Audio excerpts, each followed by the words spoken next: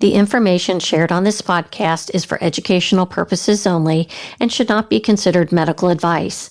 Please consult a qualified healthcare professional regarding your individual health needs. Let's talk about peptides because they're not just GLP-1s. Your body actually makes peptides naturally. They're messengers that help regulate things like fat metabolism, muscle growth, skin health, recovery, and energy. But here's the truth. Just like hormones, collagen, and muscle, peptide production declines as we age, especially post-menopause. So if you're feeling stuck, belly fat that won't budge, slower recovery, low energy, or skin that just isn't bouncing back like it used to, this might be a missing piece. And no, this isn't about shortcuts. Lifestyle still comes first. Strength training, protein, sleep, stress management, always. But peptides can be a smart layer on top of that foundation. Not interested in a GLP-1? Totally fine. There are other options that support fat metabolism, recovery, cognitive function, and healthy aging. The key is quality and working with a trusted medical provider. That's why I've partnered with LEMD to bring you clinically guided, personalized peptide options that actually make sense for midlife women. And if you're curious, check the link in the show notes and learn what might be right for you. Health, wellness, fitness, and everything in between. We're removing the taboo from what really matters in midlife. I'm your host, Michele Folan, and this is Asking for a Friend.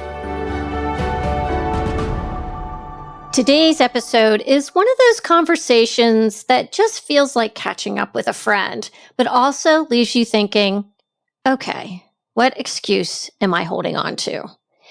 My friend Susan Guidi is back on the podcast. She was actually on way back in episode 45, if you can believe that. So we've covered parts of her story before, but a lot has happened since then, and this chapter might be her most powerful yet. In midlife, Susan started over as a single mom and built a business from scratch. She discovered stand-up comedy. She lost 45 pounds at 63. Stepped on a bodybuilding stage at 65 and recently was featured on Kelly Casperson's podcast. And now she's on the other side of a hip replacement with a whole new perspective on strength, recovery, and what it really means to keep showing up for yourself as you age. This conversation will be honest, real, and at times really funny because that's who Susan is. We talk about surgery and recovery and also about identity, resilience, and continuing to evolve when a lot of people think it's time to slow down. If you've ever wondered if it's too late to make a change, build something new, or take your health seriously, Susan is your proof that your second or third act can actually be your best one. Susan Guidi, welcome to Asking for a Friend. Hello, I'm so excited. We started almost before the podcast started. As we always do. We were trying to figure out how long it's been. You know, from the minute we met. Yeah. We just connected. It was so, I talk about this, you know, through this journey starting again at 63, that I made an effort, especially during the times of the pandemic. It sort of afforded us this fearlessness to say, you're never going to meet me, you're online. But what if you got to know me? And we connected through your podcast that you were just beginning. Yeah. Episode 45. Yeah. And I reached out to you because I felt like you were so inspiring. Here you were in your 60s and focusing on your health and your fitness and putting it out there. So brave. And then I found out you had a Cincinnati connection, which was serendipitous. And we got to meet in person when you were here for a wedding. And we walked your beautiful neighborhood, which was just delightful. And we had coffee and breakfast at this great little site. And in that one moment, I think it talks a lot about both of our journeys. We sort of went that extra mile. Yeah. You know, to say, God, what if this connection, what if this woman, right, really provides me with something that reassures me that I'm not alone, And she's not that different from me, and she's being brave. And I knew you were being brave because then you were still in your corporate job, right? Yeah. You hadn't left yet. Mm-mm. No. And you were essentially starting over as well and starting this podcast, which for our listeners, tell them the stats, ladies and gentlemen, because this is really important. Well, so when Susan and I first spoke, we were probably in the top 10%, maybe top 5% globally for podcasts. And now we are in the top 1.5%. And that's just... Yeah. I mean, it's exciting, right? I mean, we have I think it's an audience that is looking for answers, and they come here because I'm putting myself in everybody else's shoes and asking those questions. But bringing guests on, they may not have 1 million followers, but they are guests that have walked the walk. And I feel their experiences are identifiable. People feel that, that's me. That person is speaking to me. And I think you say such an important thing. If you asked me to sum up the journey, was that after I got off of Kelly Casperson's podcast, I thought, there was something I wanted to say to her. And one of those was when I started, all of this was beginning. And for the first time, postmenopausal women were not being excluded. For the first time, there were women like Train with Joan that were saying, hey, you know what? You're missing out on a population where in the next few years, economically, everything, we're a significant portion of the population. And we are survivors. Like this group of women, particularly in the 60 plus, which was almost unheard of. Like even I joke as a stand-up because I joke about everything, but like I get really scared when there's a box that says, are you 20 to 30, 30 to 40? And then you get to my age, there's no damn box to check. They just figured there's no need for a box at this point, but a lot of women my age started listening to your podcasts and people's podcasts that say, what if this is a bunch of bullshit? And you could step into your power at any age, but at this age, to have models of women that said, we're just over here listening to some really cool advice and saying, how would this make me be at 69, my bestest self with the best energy, with the aches and pains and the sorrows and everything that the world has to throw at us. Because the world's still hard. Like this doesn't make me, I don't have 2 men fanning me or putting on my makeup or anything. That would be nice. Yeah. And if anybody is available, I'm ready to sign up. But life is hard. But in stepping into perhaps the idea of putting on a dress that says possibility, right? Yeah. Somebody put in your closet 3 dresses, kindness to yourself, like to start there. Just go, we're starting from scratch. You are the most hot, amazing, 160 pound, whatever it is you are, full of resilience, survivorship, kids, grandkids, divorce, And here's a dress, because you haven't seen it in the back of your closet for a while, that says possibility on it. Mm-hmm. How will you use it? How will you step into that? What would you do if tomorrow anything was possible? Just anything was possible. Yeah. What are you longing for? What did you do when you were 6 or 7 as a little girl? And I always go back to this before the world starts blowing out your candle. I put something in a caption yesterday on a reel that I had done or a post. And it was something like, am I living fully the life I've been given? And if you think about that, you've been given this life, you've been given good health, you've been given this influence Are you living it as fully as you possibly can? And I just want people to think about that for a minute, because we have this wonderful gift of experience, life experience. What are you doing with that? And it doesn't mean you've got to go start a new corporate career at 60, but what are you doing with that life experience that you've so rightfully earned?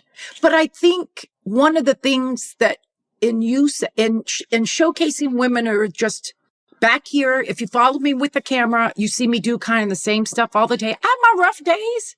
There are days where I don't even want to lace up the tennis shoes. I just don't. But when I do, it seems to make a hard day just a little less hard.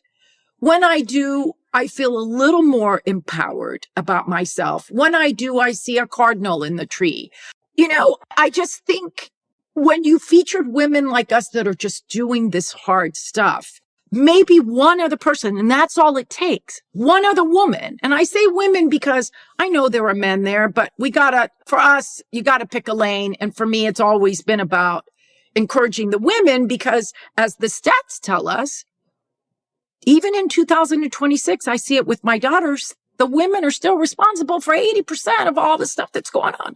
The laundry, the kids, the diapers, the sickness. I'll take off of work. I'll take off of my job. No, you got a meeting. No worry. I'll take care of that. I'll cook dinner. I'll also try and get a workout in, and eat right? And go to sleep for at least 3 hours. Oh, but the baby woke up to breastfeed. Like, women are still, I think, the group that if we benefit and take charge of this stuff, is even at this age, this is the age where we should, because we're so powerful. I always say, shh, don't tell people about postmenopause, because it's really cool on this side. Yeah. You get to do stuff if you step into it that maybe you always dreamed of, like stand-up, like bodybuilding, like starting a podcast, like quitting your job, like traveling the world, like that dress of possibility. What was the Sister of the Traveling Pants? What was the name of that movie? Oh, Sisterhood of the Traveling Pants. Yeah. What if we had the sisterhood of the postmenopausal dress that said possibility? You put it on, and for the day, anything's possible. What would you do? Yeah. Would you change the world just a little bit? Even if it just starts with liking yourself, being kind to yourself, And I started there, and I'm still working there, because a lot has happened since we talked last. Well, you've reinvented yourself multiple times. You were a single mom. You are an entrepreneur. You've done stand-up, which I love. Bodybuilder. Which version of Susan do you feel most connected to right now? Always the comic. Always. Always the comic. I think that I would like to be the female version of Mel Brooks. That if you look at his energy, he looked at comedy as a healing tool. And I know this from my own personal experiment. When I decided to be a stand-up, it was during the time that The Secret had just come out. And there was some chapter about a guy who manifested being a stand-up. And I was like, I can do that. And they didn't say to do this, but I decided, I just took this upon myself to say, what if people ask me what I do? I don't tell them about medicine. I just tell them I'm a stand-up, and I'm a stand-up, and I'm a stand-up. No matter what I'm doing stand-up, I am a stand. I am that whole statement of, I know it's woo-woo. I am. Mm-hmm. I'm a stand-up, but I would say I'm a stand-up. Oh my God, Michele, to this day, I kill when I open with that, because you almost disarm people when you shake their hands. And I always tell women, try it. Tell somebody for the next 24 hours, I am a stand-up. I'm doing stand-up. Yeah. People immediately start laughing. And I go, but I haven't told you anything. But they immediately sense, you're going to make me smile. You're going to make me laugh. So I definitely identify, if there was a pronoun for a comic, mm-hmm. It would be that. And that still gives my world a filter of rose color. Yeah. Does that make sense? Yeah. It does protect me in a bit. I think for you though, it's how you present yourself. That comic image gives you an energy that maybe your entrepreneur hat doesn't give you. And the entrepreneur hat, it serves though. In medicine, I studied, since we've talked last, I've also studied at Northwestern University. I paid for myself to do an academic certified course, not only the beginner's class, but the advanced class, with probably some of the most intelligent people on the planet, predominantly healthcare physicians, mostly medical improv at Northwestern University, to use improv. It sort of started with Alan Alda, but using improv to teach doctors how to use improv skills to communicate better with staff, with nurses, with the patients regarding status. There were exercises we did, which I love forever. There was a status exercise. Cool. And you could apply it to anything, not just medicine. And you had to play this game where you were given a status, but you didn't know what it was. And you held that status sort of as a card, but you couldn't see it. And then everybody interacted with you. If you were a 10, then that was like you were, I don't know, a god. And if you were a status 1, people would interact in a less, like maybe perhaps they'd be aloof. And I don't know. I think that tool in medicine, again, disarms patients. I can give bad news in a way that it's funny. I just have this skill set of knowing how to communicate better. And you think, come on, how can that be true? But it is. Yeah. Like you're just happier with yourself, and you have a way of not maybe taking everything so seriously. But I think the comedy and also being this age is also having that ability to laugh at ourselves. And that comes through too, right? We don't take ourselves that as seriously when you know that you're not perfect and that no one else is either, right? And I think that was one of the things I gained the most from taking the brave step of putting I often talk about the first day I posted on Instagram, and I was already at that point 50 pounds overweight. I didn't own a bikini. I had a hideous pair of shorts. My abdominal fat literally sat over my shorts. My bra was like I looked like a serial killer. And I had read something about Mel Robbins' book, 54321. Don't overthink it, just do it, which helps a lot in Instagram posting. And I just did it. And that was how many years ago? That was December or something, 2020. And instead of people like disowning me and me losing my house and being homeless, nothing happened. In fact, women started writing me going, high five. You go, girl. That's amazing. I'm like, I look like I could kill your grandchildren. Like, what do you mean? You're supporting me. And that became this journey of also saying to other women, when we show more what this struggle is like, that I'm no different from you. I gain weight, I lose weight. I've done every diet in the world. I've fasted to kingdom come. I've done it all in this quest for, what is the quest for? What exactly is the quest for? Right. Because even losing the weight doesn't change the things I get to do every day. Me being skinny didn't get me on your podcast, really. You were more interested in the journey. Who's that person? The story, the journey. What did you survive? What tips can I learn from you that might help me survive? And being very authentic about that. And none of that has changed. I'm just in a different version, and I've got a new hip. Yeah, and we're going to talk about the hip. Do you ever look back and think, I wish I would have started sooner? Nope. I couldn't have started sooner. And I said that then, and I say it now. You can't start until you're ready to start.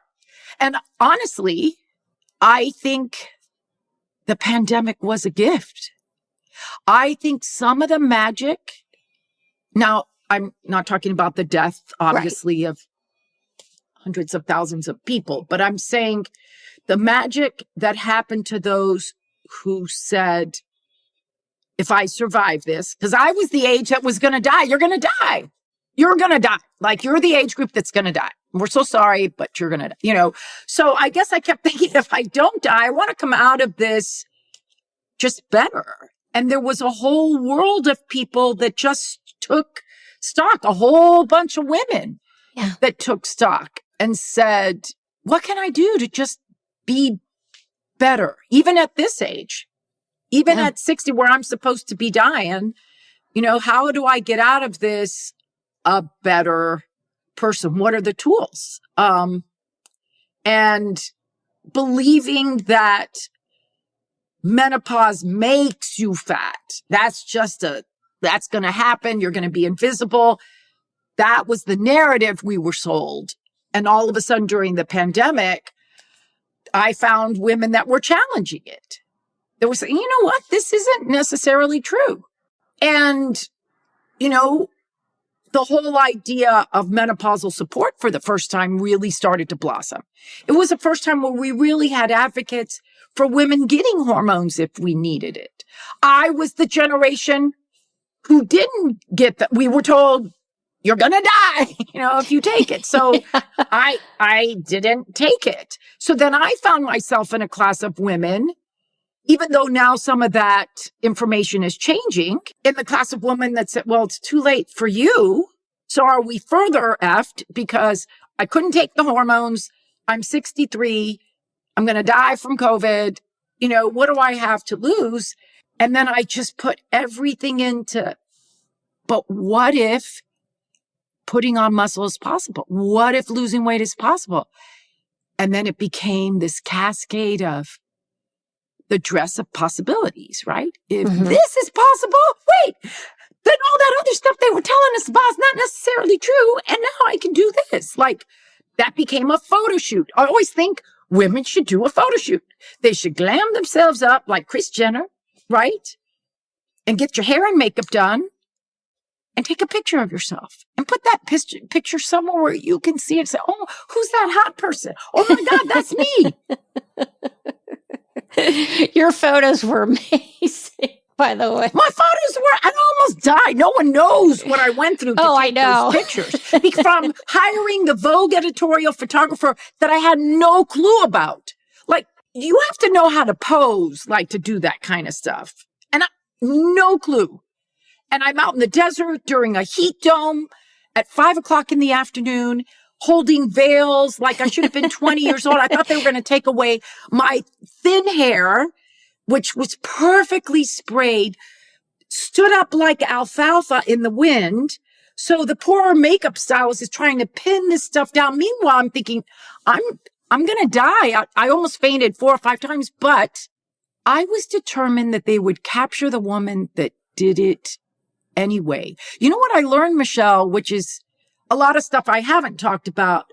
A lot of women during the transformation of the Wonder Woman program would often schedule the photo shoot and they'd never make it. And I would sit with my coach and I'd say, why? Because something would always happen. They would get sick. They couldn't do it. They canceled it. They wouldn't do it. And I was thinking, I will not be that person. I will do this, even though I don't know what I'm stepping into. And as I started to get sick in the photo shoot in the heat,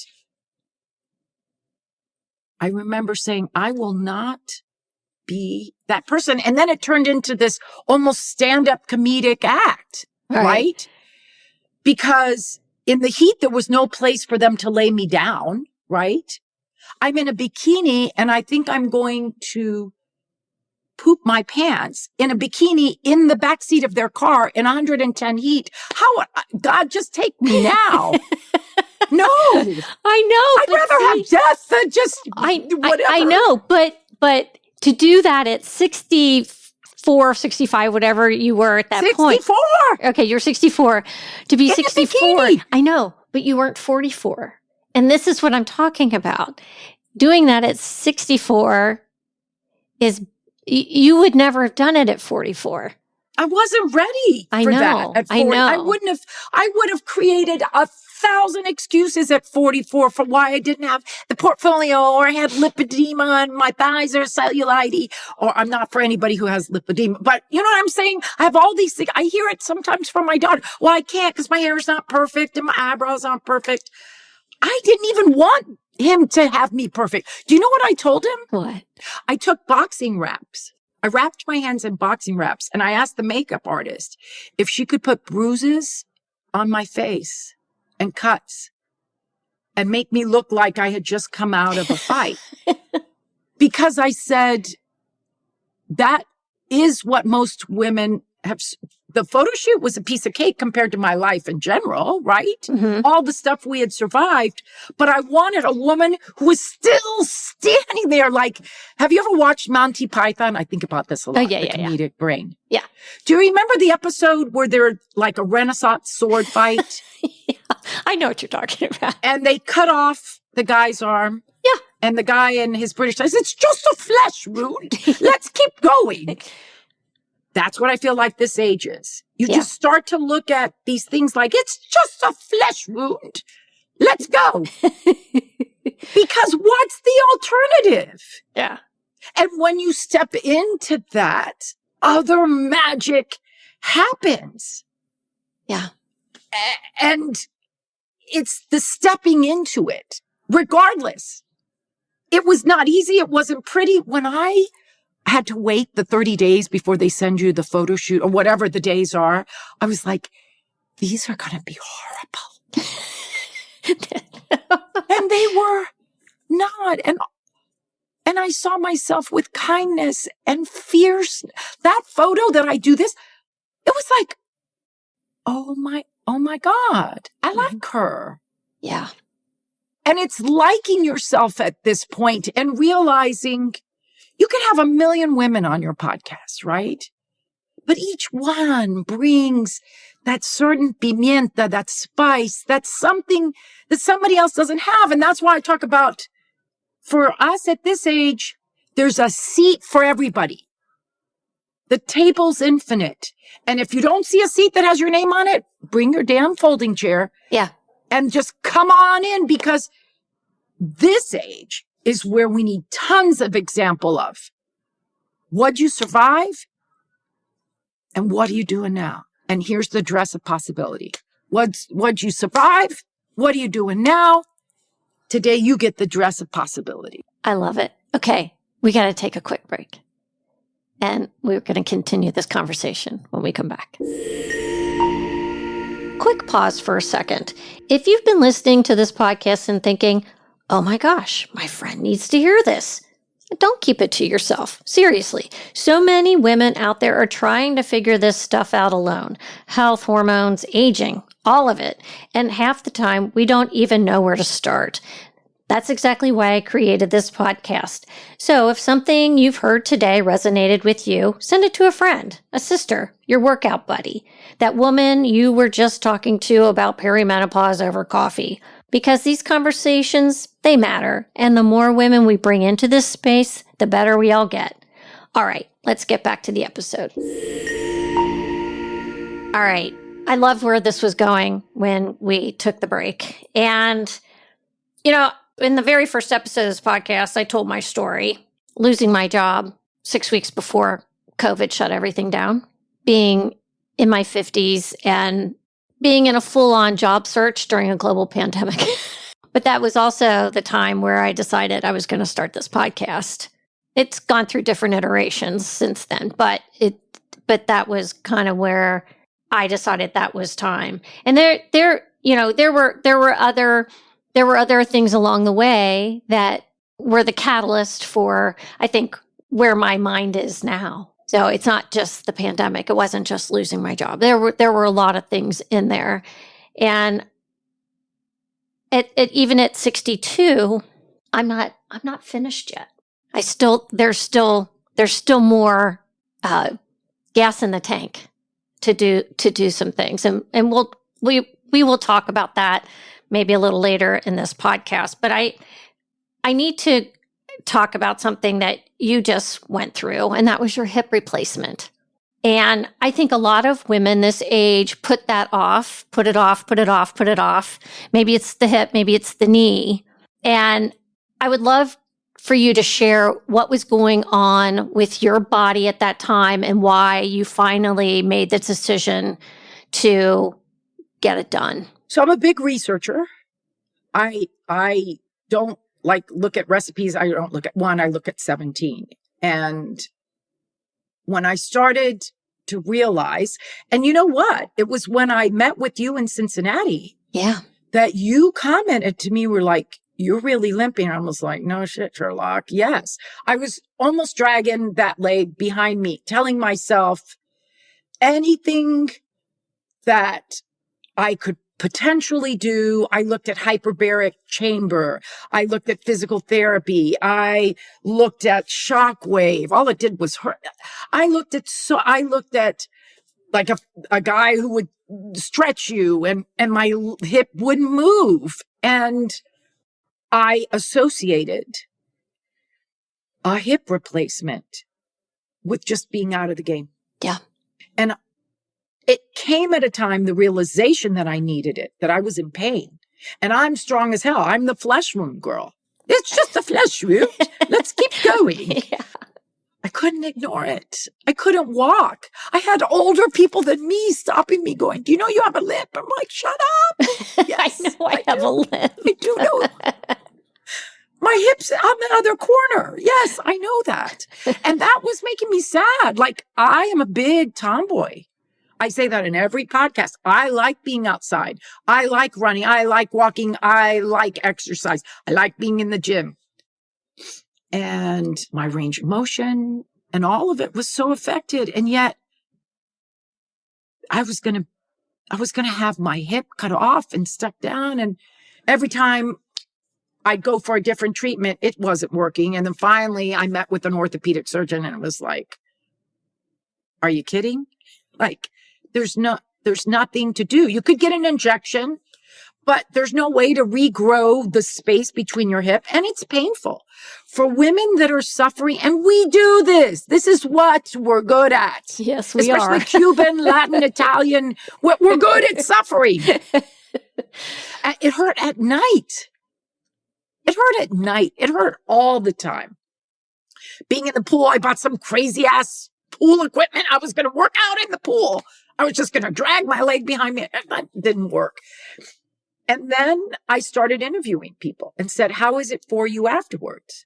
And the message I kept hearing was, Susan, this isn't an operation of necessarily age. Young athletes get it. It is what you have. You have the condition known as bone on bone. You never want to hear it, but I did. And there really isn't any modern day therapy other than removing. But the majority of people would say, you're going to wish you had done it sooner. Yeah, I knew you were going to say that. But you can't do it. I'm telling you, again, the woman who's just back here living the experiment, you cannot do it until you're ready. Yeah. And there were a lot of things, you know what, Michele, the psychological component of being a single 66-year-old? Single 66-year-old? I ain't got nobody to watch me. Yeah. I don't have anybody living with me. So all of a sudden, I own my own business. I don't have somebody who's going to come in and do that for me. There was a fear of, how would I navigate? Like, how strong do I have to be? Again, it's just a flesh wound. It's just a hip replacement. Could I take care of myself?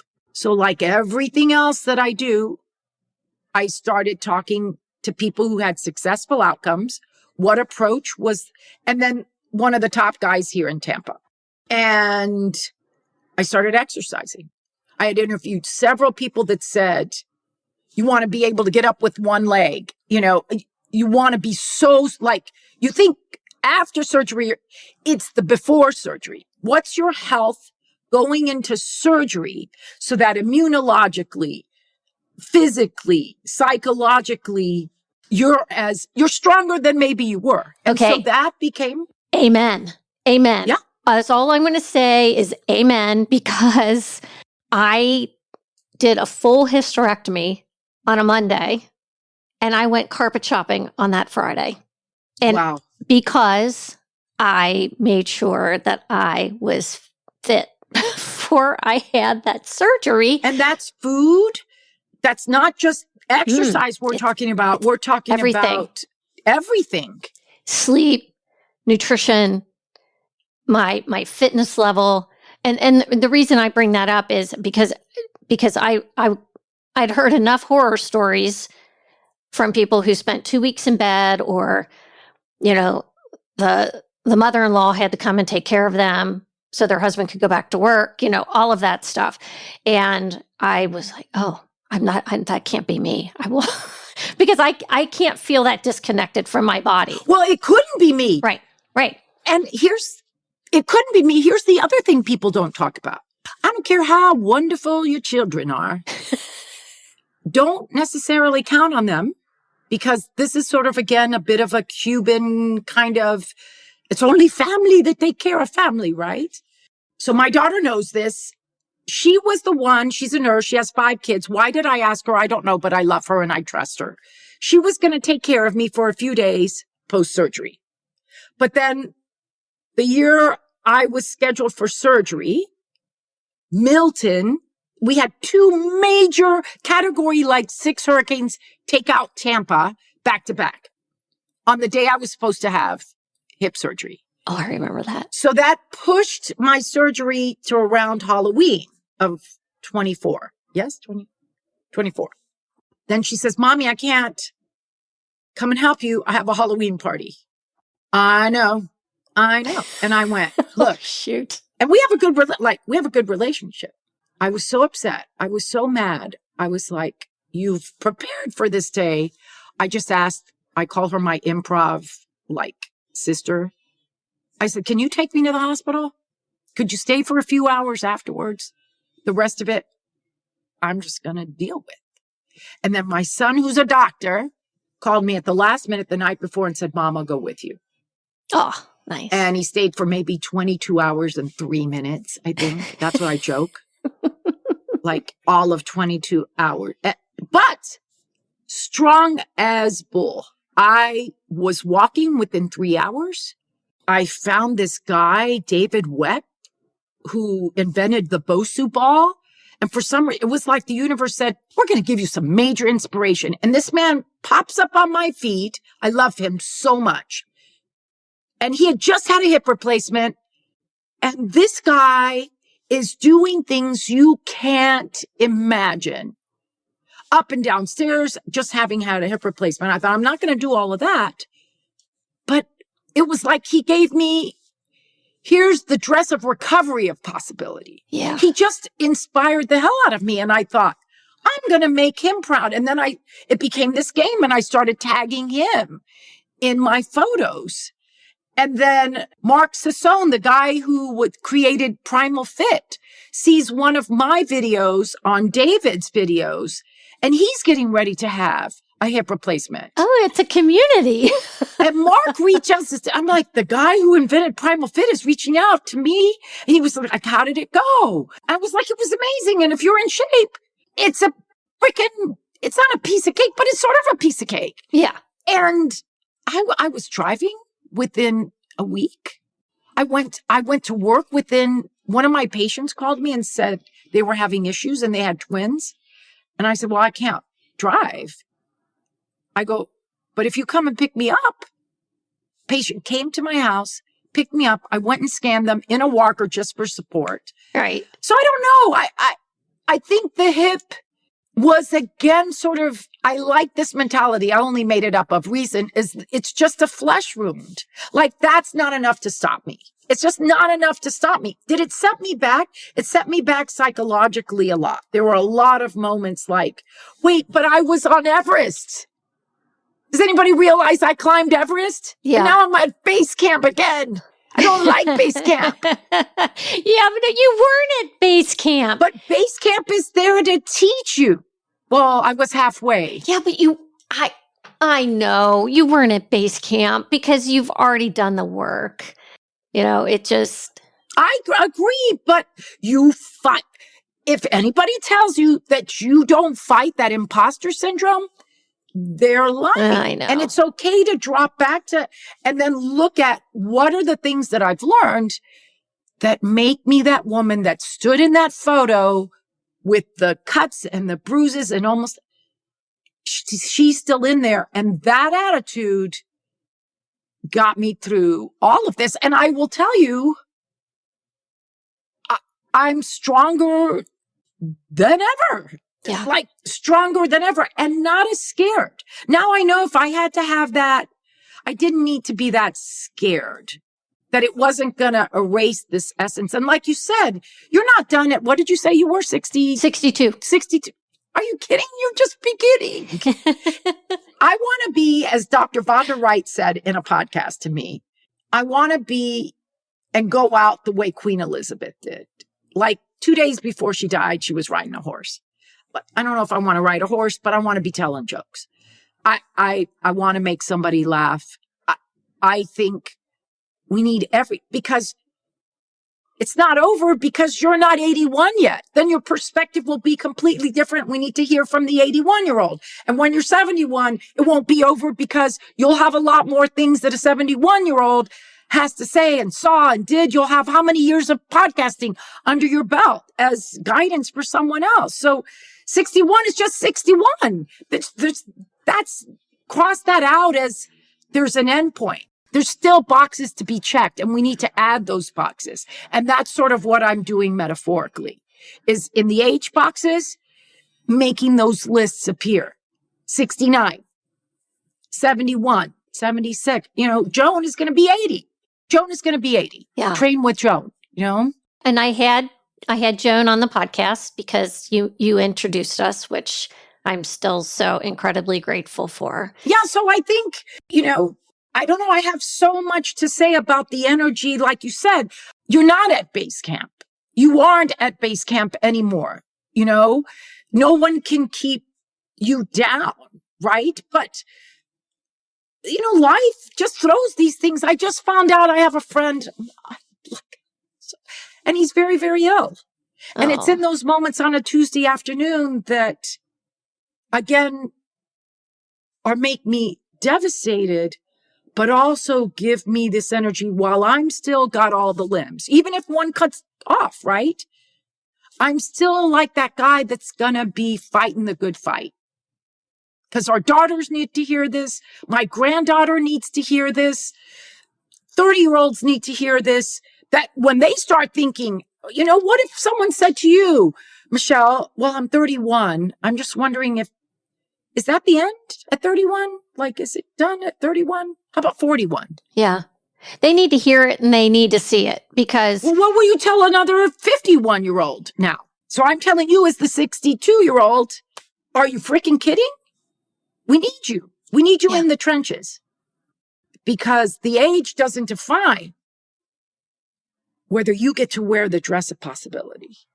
There's an age box for all of us for that. And I think I still believe this. And I said this at the beginning, I think this was my mission that Wonder Woman follows me around. I worked for the son of the creator of Wonder Woman. And the creator of Wonder Woman predicted in 1932 that in 100 years, women would take over. And that's still my firm belief. We're seeing that happen.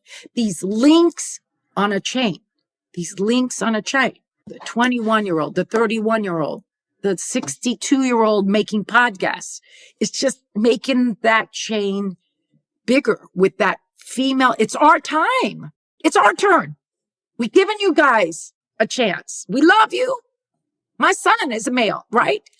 But let us step in and really show you, how we can change the world with light. And this age, who was it? I don't know, I'm trying to think, was it Gloria Steinem that said, and an army of silver-haired women would quietly take over the world. And I feel like that.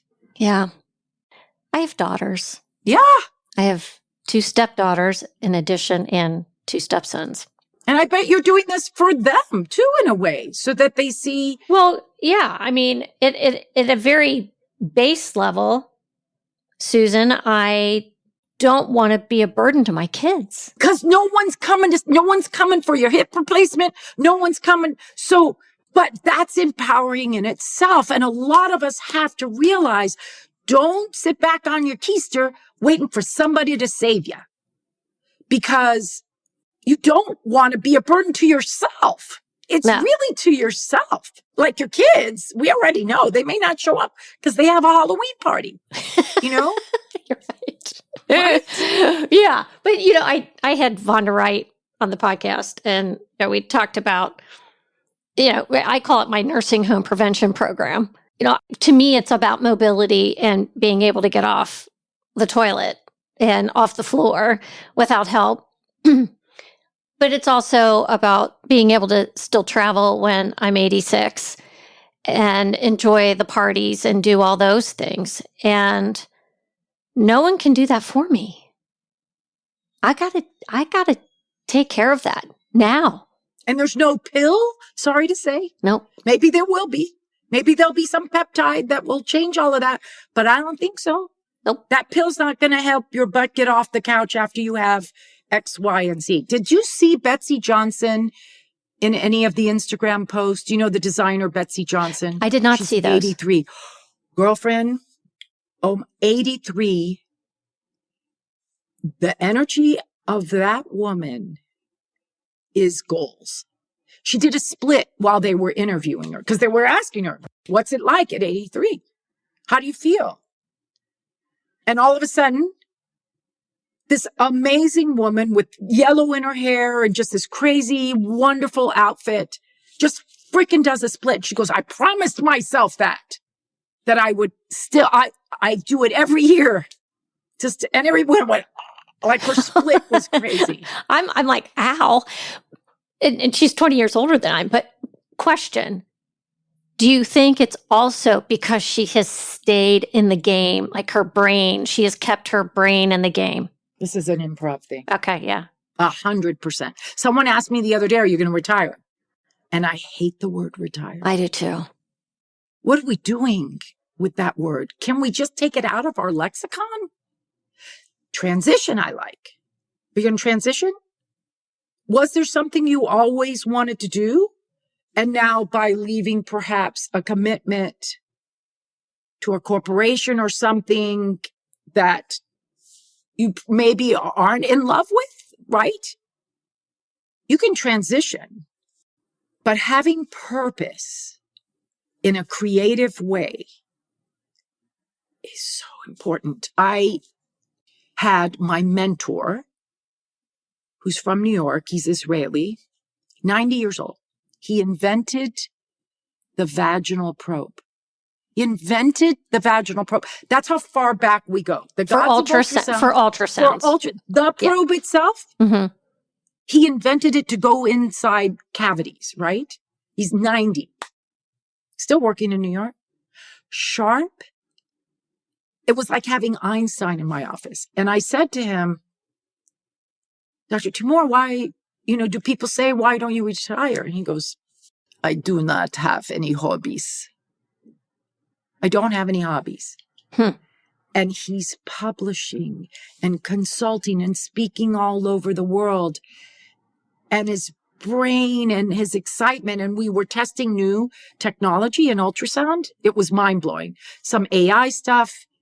And at one point, he was standing right behind me and we were giggling like school kids. And he leans in and in his Israeli accent goes, this is what makes us young. That sort of still wonder and excitement and creating. And I think that's why I advocate for a lot of women. I've been doing it in my motivational speech now.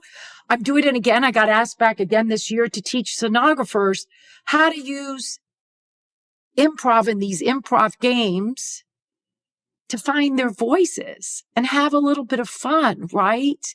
And I don't know, find the joy again, whether you use it in medicine or just in life in general. I use it a lot for telling women over 50 to tell their stories.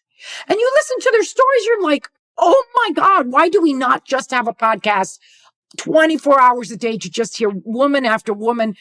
Because you think one woman's amazing, and then you hear the next story and you're like, oh my God. And that's why I said about that seat at the table. It's getting people wild that I don't know, sometimes I wish I could run for politics at this age just to inspire a bunch of women to step up and just find the joy in life and help and make the world a sweeter, kinder, funnier place, right? Yeah. I'm laughing. I have to go back to I don't have any hobbies. I don't have any hobbies. Well, I think that's part of my issue is that my fitness and nutrition and my health has become my hobby.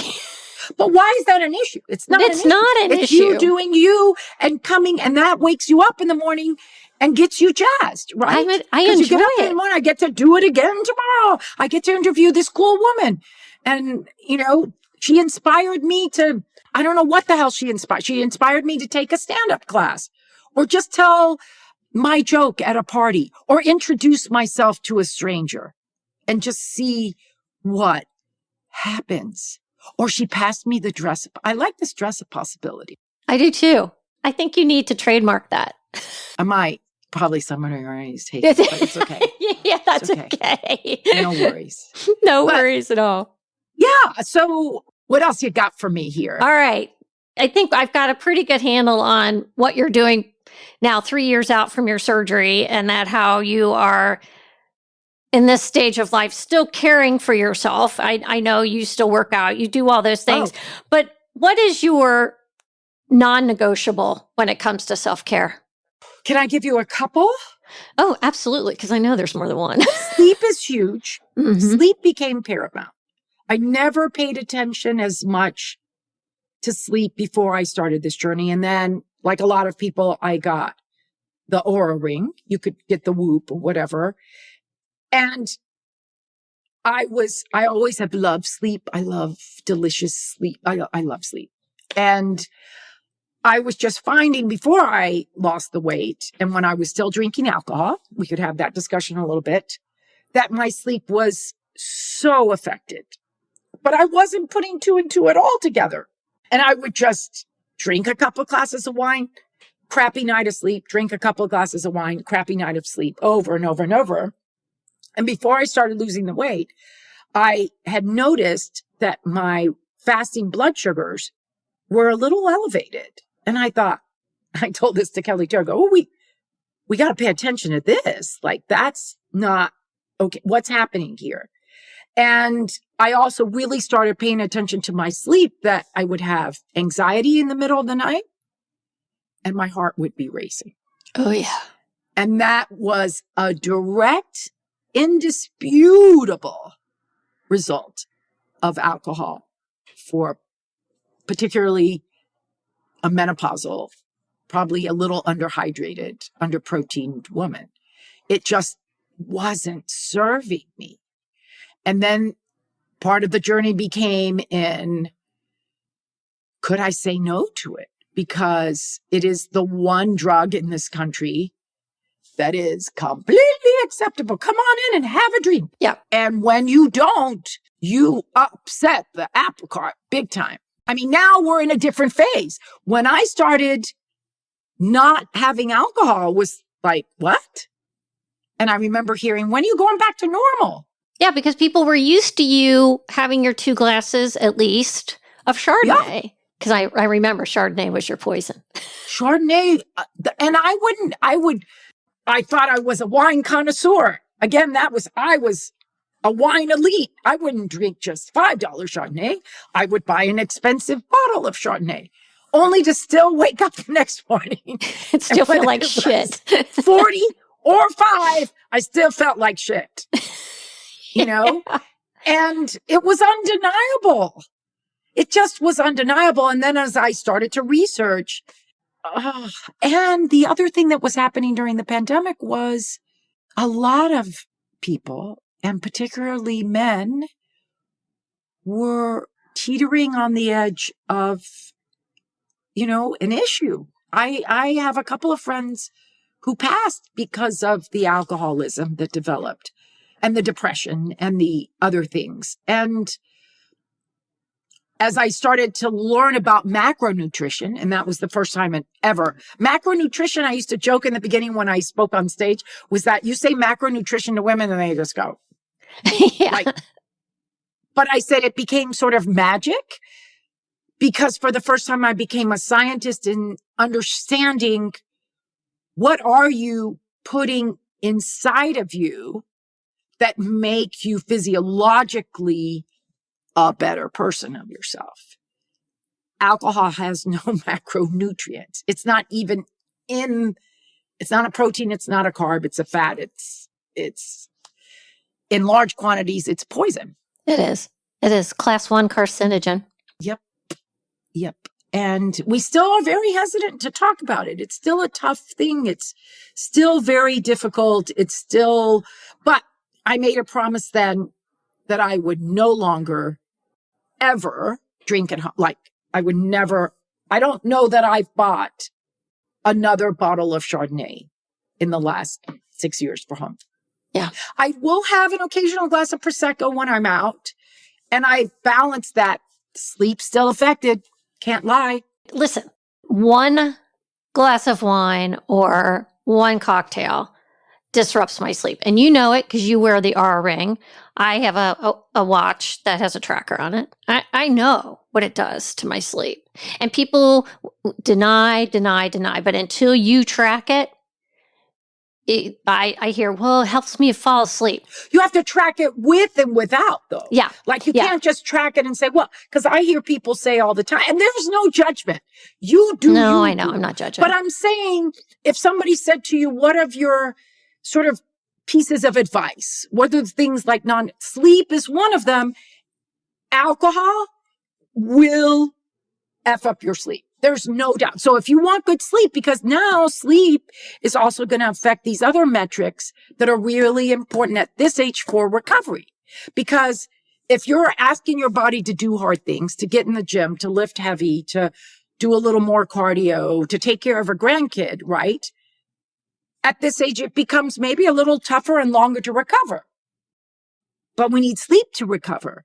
If you don't sleep, all these cascades of other things like HRV. And, you kind of have to track that stuff to realize I never had any idea that my respiratory rate was elevated when I did this, that my HRV sank to, my heart rate variability. So I think I became a student, maybe a little obsessed as I often become, but this gave me the feedback to say sleep is paramount. Then the next thing is, I think, top or reduction of stress. So trying to turn off the noise of either the world right now is burning or blah, blah, blah. And trying, again, being the best version of me is being kind. Somebody asked Jay Leno, what's your advice to a stand-up? And he said, just be kind. Oh. So just being kind right now is sort of a memo for me in life, like trying to be kind and I'm not always, but that really helps. And being kind to myself, not being hard when the scale isn't reflecting the number that says I'm the perfect person. Right. It never says that, unfortunately. I keep waiting for it to pop up and go, you are the perfect. Yeah, you're the best, Susan. And then nutrition. I mean, what I read a meme the other day that said something about you can lift all the heavy weight and gain muscles. It's in the refrigerator that shows them off. Like food, ultimate. It's the same pillars of everything, right? Yeah. Food, it's undeniable.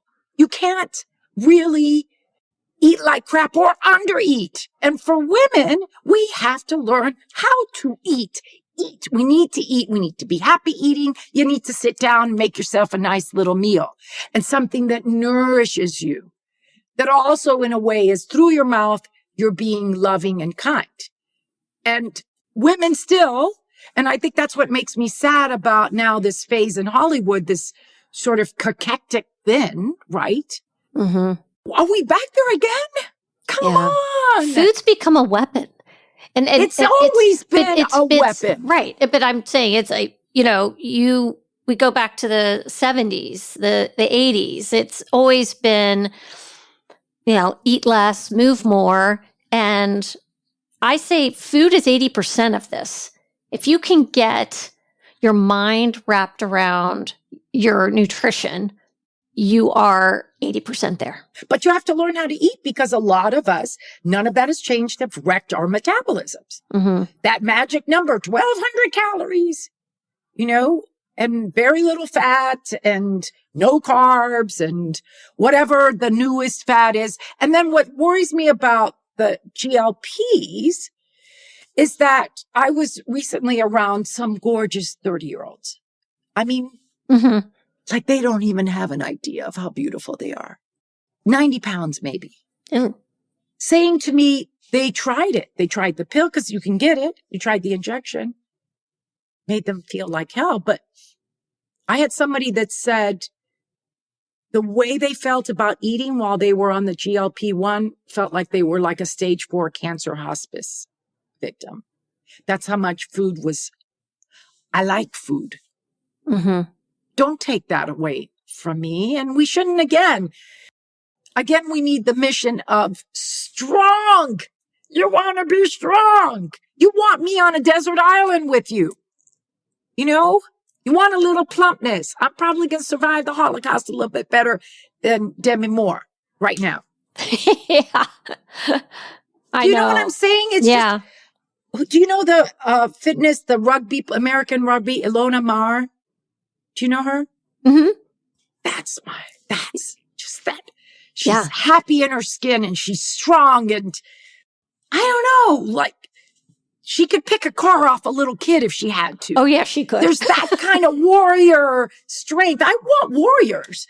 I think if we just embrace that. And so that's a little bit of my message is that's the strength that I've acquired is that mentality. I even with the young girls that I told you were on Ozempic. So we went outside and we were working out a little bit together. And there was an ab roller, you know that thing? Mm-hmm. Yeah.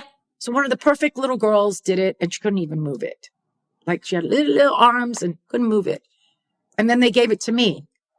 And they were like, oh my God. I go, I know. That's what you should be striving for. Yeah. Is strength. Because strength lends itself to strength is like included in the fabric of the dress of possibility. I tell my clients that all the time. If you just worry about being strong, a lot of things fall into place. What if the scale said that? Mm-hmm. You are effing strong today. You're strong. Put on that dress of possibility because you're strong. The aura ring said that to you.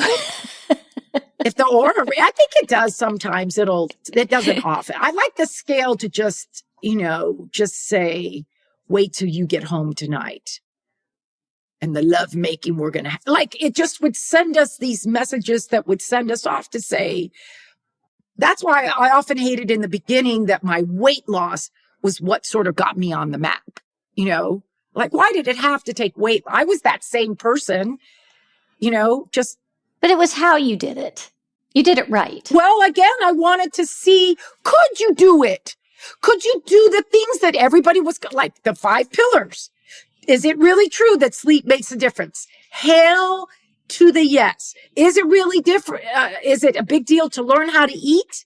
Learn to eat as many calories as you can to sort of maintain your weight? Super important. Is it important to find a creative outlet, whether that's baking cookies or doing stand-up or doing a podcast or painting or speaking a new language or taking care of pets? I don't care. Find a creative. Put your goddamn phone down. Put this shit down. So this isn't your source of entertainment, and you don't end up with a hump neck by the time you're my age. Put it down and go create, go draw, go play with the kid. Hang out with the kid for a little bit. All their possibilities are right there. Pretend you're that person, right? Mm-hmm. And be kind. Just practice being kind for 24 hours. Be kind. Pay for somebody's coffee. You want a high? Pay for somebody's coffee today. Just don't ask it. Don't question it. Whether you got enough money, pay for somebody's coffee. That little gift will give you a superpower during the day that'll make the next thing easy. And then think of me about, I just lent you the dress of possibility. Like, step into the person. If somebody said tomorrow you can be this person, what does that person do every day? Does she sleep? I bet she does. Is she kind? Probably makes her life better. Does she eat good? Yeah, she cooks at home most of the time. Yeah. Does she exercise? Yeah. Yeah. She dances. She dances like crazy. She is so happy when she dances. It doesn't have to be my stuff, but it's all the things that, if you believe in God, okay, that he gave us, right, to do. He gave us more than we can possibly do. So when this is a problem. The phone. We didn't have this when I was younger. Yeah. And I even bought a device. Have you heard of the brick? You just brick your phone. And it's a little, I have it on my desk over there. It's just this little device that turns off social media. Oh. Because you go down this rabbit hole of looking at people that you think, okay, my life isn't like that, but I want their life. But you don't know anything about them behind the scenes. They too suffer with their own issues. They may not even have real hair. Right. I always look at people with like big, and then I'm like, that's not even their hair. That's so true. It's just taking the chance, pretending, improv changed my life because it gave me those skills. Improv says there's no failure. Improv says yes and. Yes and. Yeah. Imagine if tomorrow you yes just said and. yes and to tying your tennis shoes. I love it. I do have one last question for you. Okay, cool. If you could sit across from a woman who's scared of surgery, of aging, or starting over, what would you say to her? Depending on her age, I would tell her to go back to when she was a kid. And then for the next 4 to 5 minutes, I'd have her write how many times she was scared, how many times she started over, what were the things that scared her then? Can she even remember them?